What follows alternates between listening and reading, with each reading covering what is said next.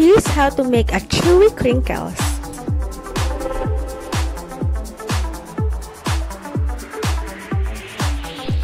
For our ingredients, we need 2 cups flour,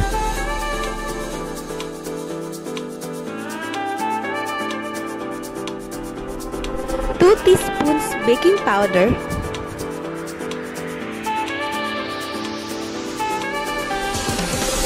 1 cup pure cocoa powder,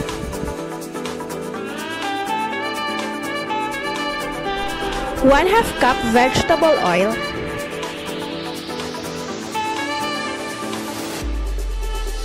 1 1/2 cup castor sugar, and 4 medium-sized eggs. Let's start!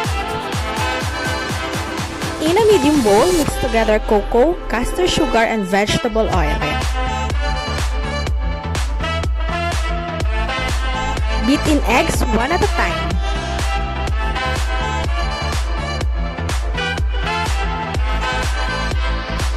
Set aside your cocoa mixture.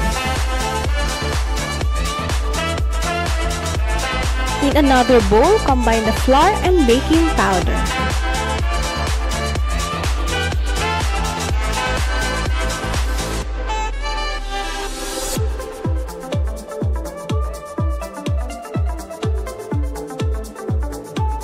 Stir the flour mixture in the cocoa mixture.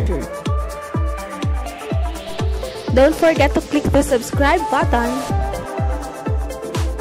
Using 1 tablespoon dough for each ball, shape dough with hands into balls.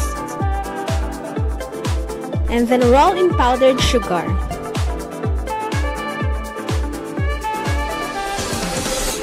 Bake for at least 12 to 15 minutes.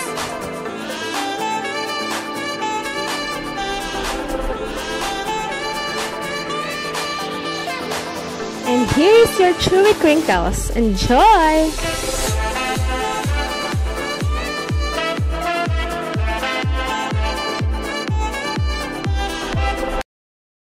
Show some love by clicking the subscribe and bell button to get notified.